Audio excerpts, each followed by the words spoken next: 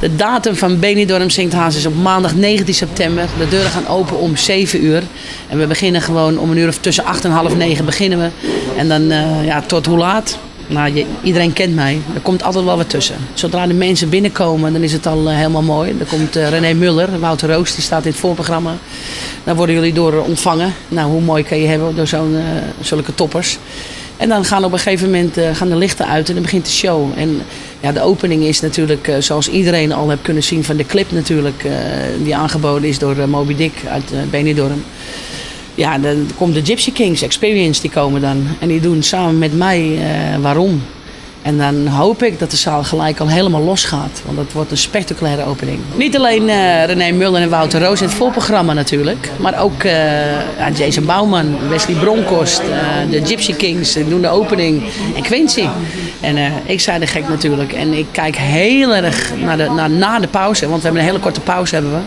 Heel kort, want het programma zit aardig vol, moet ik zeggen. Het is een heel draaiboek wat ik heb zitten maken. En dan heb je op een gegeven moment een pauze, maar dat is zo spectaculair. Dus met een van de grootste hits van André, dan gebeurt er iets spectaculairs, maar dat moet je zien. Voor de mensen die bij Benidorm Zingt Hazes willen zijn, zou ik, als ik jullie was, voor de mensen thuis, even op mijn Facebook kijken. Dan staan allerlei informatie staat erop. Je hebt Benidorm Zingt Hazes, Facebook heb je. Je kan ook een mailtje doen natuurlijk, benidormzingthazes@gmail.com. Daar kan je de informatie krijgen. Ze hebben nu nog maar 2 weken de tijd natuurlijk, nog maar een paar dagen. We zijn het aftellen. Maar ze kunnen naar Spanje komen, naar Benidorm komen. Er zijn nog voldoende kaarten. We zitten iets over de helft heen. Waar het plaats gaat vinden, ja, Benidorm Palace. Dat is de place to be, vind ik persoonlijk. Ik wilde het eerst in Plaza del Toro doen.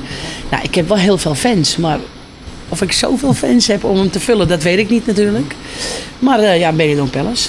In zo'n zaal hoort gewoon een echt orkest. En als je het over een echt orkest hebt, een band, ja, Hollywood Boulevard met Jan Buis.